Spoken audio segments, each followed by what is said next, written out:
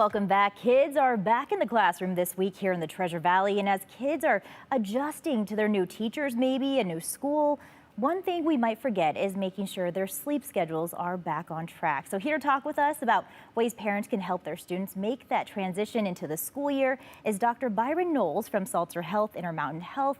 First of all, Dr. Knowles, thank you so much for joining us. Yeah, glad to be here. So we hear about sleep schedules, right? When it comes to kids, I mean, how many hours of sleep are they supposed to get? Kind of depends on their age. Younger kids tend to need a little bit more sleep compared to a little bit older kids. So your 3 to 6 year olds need 10 to 12 hours at least. And then elementary age kids are probably in that 10-ish range, and high schoolers a little bit less than that. But in general, everybody probably needs more sleep than they're actually getting.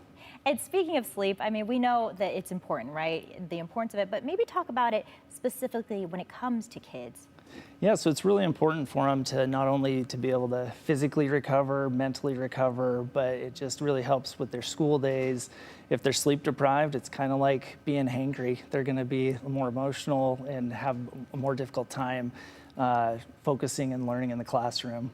Being hangry, that's a good example. Can you talk about maybe how to get, kids ready for bed sooner, or kind of any tips you have? One of the biggest things with sleep is maintaining a good schedule. We like to call it sleep hygiene. So just like your nightly activities that you do, trying to promote things that get you ready to go to sleep each day. So it's having a good schedule, having a good routine that you go through, and doing things that promote you getting ready to fall asleep rather than doing a bunch of activities right before or being stimulated with TV or exercise or other things, trying to set a routine that's going to get you ready to fall asleep each day. I imagine that's tough too, especially when you come off a summer break where maybe there's a little more freedom, right? How can parents kind of work this in? Yeah, I talk about this every day with kids coming out of the summer, teenagers going to bed at midnight, 1 o'clock in the morning, waking up super late. So it's really important to have your time set a little bit earlier in the day, going to sleep, depending on the kid, but usually like 7, 8 o'clock for younger kids, a little bit later for older kids.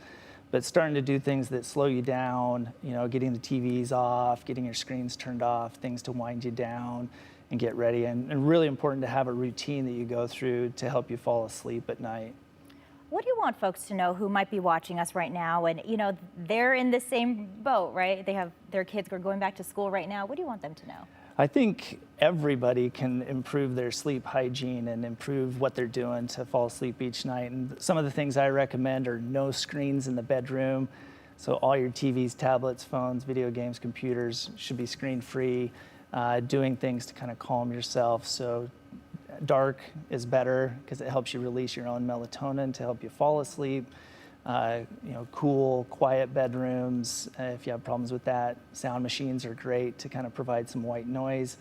But just an overall routine that you take to start winding your day down and working on trying to get that 8 to 10 hours of sleep depending on your age. Yeah, these are great tips. I think I might not follow all of them too, so maybe I should start as well.